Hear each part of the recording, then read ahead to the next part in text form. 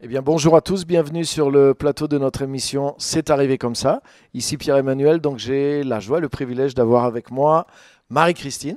Donc bonjour Marie-Christine, Bonjour Pierre. comment vas-tu? Très bien, surtout qu'il ne faut pas témoigner, donc témoigner de grandes choses et de choses qui redonnent la vie, donc c'est C'est plutôt un plaisir. boostant, c'est bien, Ah, très super. bien. Eh bien, bienvenue en tout cas. Et aujourd'hui, eh ben, je crois que tu vas nous partager ton histoire, ou une partie bien sûr de ton histoire, et un témoignage. Mhm. Et donc, on a hâte de savoir qu'est-ce qui t'a amené Ouais. jusque-là et qu'est-ce que tu vas nous partager. Donc, on t'écoute, Marie-Christine. Alors, je dirais que le témoignage commence déjà dans un certain contexte, donc c'est un témoignage surtout sur la bonté de Dieu, D'accord. qui nous a apporté beaucoup de leçons derrière, Ok. des leçons basiques en fait. Ouais. Et donc sur ce témoignage, bon, il s'agit d'une jeune Française qui est partie travailler à l'étranger et Mhm. qui était dans une organisation qui recevait des fonds d'État. Donc une organisation qui devait être contrôlée par l'État, etc. Et il s'est trouvé que l'État a envoyé sur cette organisation un contrôle fiscal et un audit de qualité. Et que cette jeune Française a travaillé dessus. Et en fait, l'organisation était assez en dilettante par rapport à ça. Et elle a énormément travaillé pour faire en sorte que le contrôle fiscal soit clean et que le contrôle qualité soit accordé au plus haut niveau de la qualité. Et en fait, la personne a énormément travaillé, donc je le répète, et trop tôt le matin, très tard le soir, et c'était l'hiver aussi.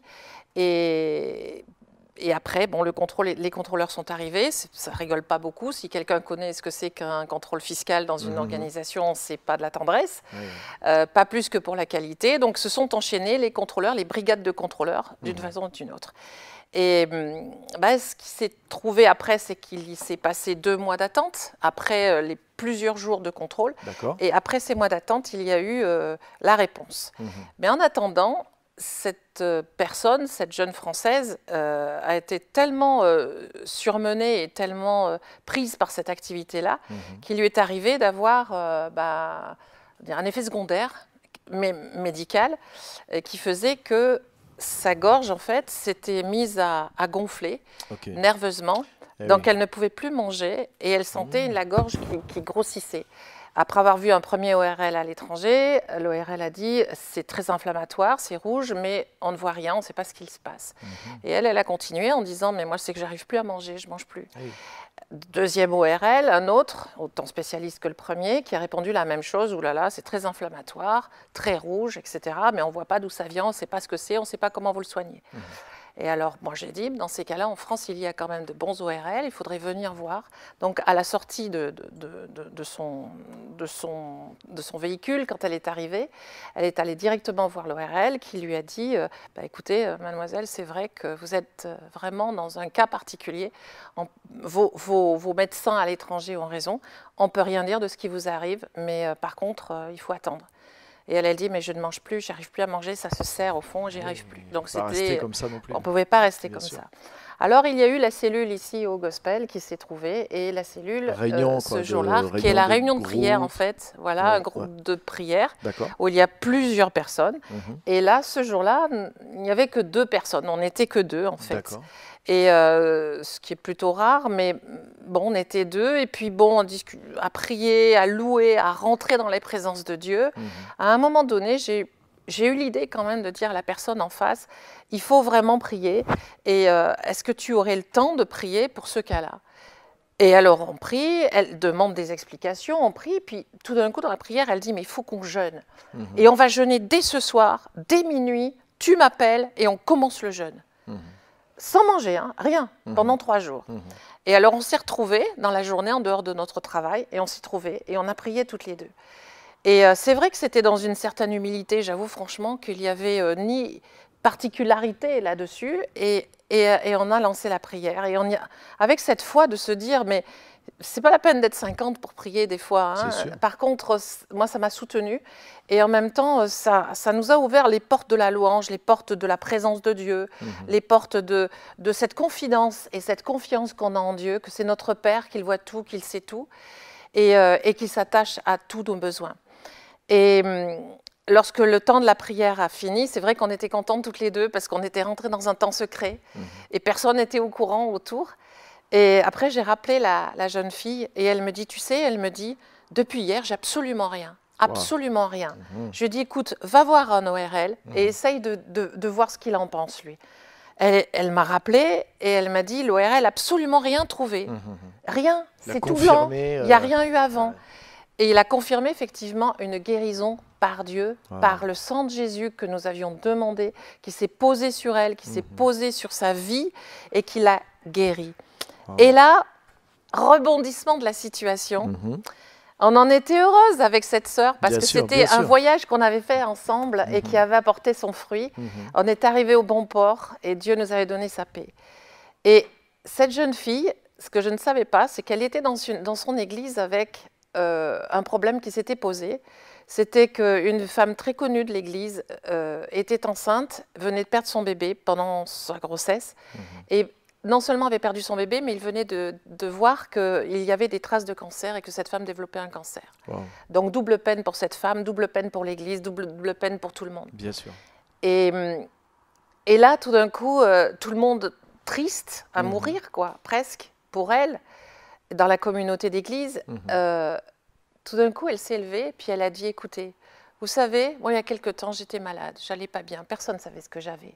Normalement, j'aurais dû rester comme ça, peut-être ma gorge se serait resserrée, j'aurais peut-être été hospitalisée. Et elle dit, mais il y a des gens en France qui ont prié pour moi, qui se sont réunis, qui ont fait un jeûne. Alors en église, est-ce que vous êtes d'accord pour qu'on fasse un jeûne pour cette femme-là? Et ils ont fait un jeûne dans la foi, en se disant c'est vrai, mais Dieu existe. Le jeûne est pour nous, c'est marqué dans la parole.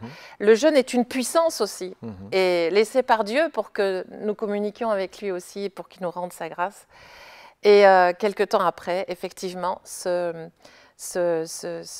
femme-là, qui retournait faire ses analyses habituelles, ils lui ont dit, bah, écoutez, on n'a plus de traces, il n'y a plus aucune trace des germes du cancer qu'il y avait. Qu'ils avaient vu la fois précédente. Voilà, qu'ils avaient vu les fois précédentes, plusieurs fois précédentes et tout. Et donc, c'était ce rebond. Et pour terminer cette histoire, cette entreprise qui a eu donc ce niveau de qualité a finalement une accréditation la plus haute qui existe dans cet état-là. Et donc, ils ont fait en fin d'année, ils ont décidé de faire une sorte de repas pour fêter ça. Donc toute l'entreprise, l'organisation, etc. pour fêter ça. Et le président des différents États qui coordonnent cette organisation est venu pour l'occasion. Et il est venu et il a fait bien sûr son speech devant tout le monde, comme ça se fait, la grande messe, comme on appelle. Et il était là au micro et puis il dit, avant de commencer, je voudrais dire une chose. Je suis venue il y a quelques mois, ici, dans cette ville, et j'ai voulu voir un peu l'organisation. J'ai posé ma voiture et j'ai regardé, il était tard le soir, et j'ai vu une lumière allumée à l'étage, là-haut. Et j'ai demandé au directeur général, j'ai dit, mais c'est quoi cette lumière, car on a oublié d'éteindre. Et l'autre lui a dit, non, non, c'est une petite Française qui travaille pour la qualité. Et il a dit, j'ai été épatée de voir qu'à 23 heures, cette jeune personne était là et travaillait dans les bureaux encore à cette heure-ci. Et on m'a dit que c'était elle qui préparait la qualité, le dossier. Alors il dit, je voudrais l'appeler sur scène, parce que je voudrais la remercier. Alors de ça, voilà, c'est peut-être c'est peut-être quelques instants de témoignage, mais c'est on en a tiré quelques leçons. Premièrement, on en a tiré que comme Gédéon qui travaillait et qui écrasait de ses pieds le blé, et que l'ange était là et le regardait, on en a tiré la leçon que chaque fois que nous faisons quelque chose qui est bon pour les autres, qui est bon aussi, les missions que nous avons à faire, qui ne sont pas évidentes parfois, il faut toujours se souvenir qu'il y a un ange qui nous regarde, qu'il y a quelqu'un qui nous regarde, qu'il y a quelqu'un qui sait. Et que nous ne sommes pas seuls, parce qu'elle s'était sentie seule, pas forcément appuyée ni encouragée au départ. Et en fait, c'est ce témoignage qui est touchant de se dire Dieu envoie quelqu'un qui voit. Et après, justice est faite, c'est ça qui est beau. Et la deuxième chose, c'est de se dire encore, vous savez, il ne faut pas claironner partout. C'est très à la mode aujourd'hui d'envoyer des SMS et de dire priez pour moi, il m'arrive ci, priez pour moi, par ça, et vous touchez 150 personnes d'un coup. Et des fois, dans l'humilité, dans la simplicité, en se disant simplement, tu es mon ami, Seigneur, et je te parle et je sais que tu répondras. invoquez-moi et je vous répondrai, frappez, je vous ouvrirai. Et c'est réel encore aujourd'hui. Ce qui était réel pour Gédéon est réel pour nous aujourd'hui. La prière active est agissante. Et puis aussi ce rebond de se dire que Dieu est le même, quelles que soient les frontières et quels que soient les pays, ça on le savait, mais ça rebondit sur autre chose et ça rebondira encore sur plein d'autres choses. Alors voilà, gloire à Dieu, gloire à celui qui nous accorde de sortir des impasses, à celui qui nous trouve le chemin pour sortir des ornières dans lesquelles on se met. Et je rends grâce à ce Dieu et le but de ce témoignage est d'encourager tous ceux qui se croient des fois seuls, de se dire qu'ils peuvent trouver une personne, même seule d'ailleurs, ça marche aussi, mais des fois il suffit d'une seule personne à côté pour vraiment être encouragé dans la prière, être encouragé à marcher dans l'intercession.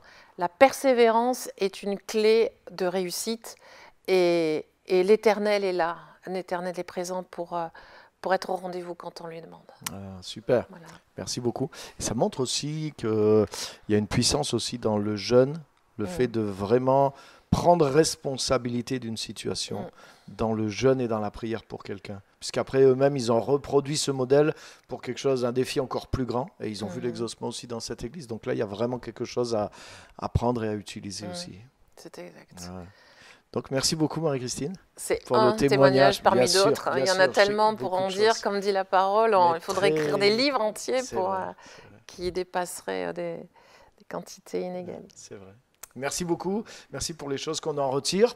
Et merci à tous d'avoir suivi. Et au plaisir de vous revoir sur une prochaine émission. À bientôt. Bye.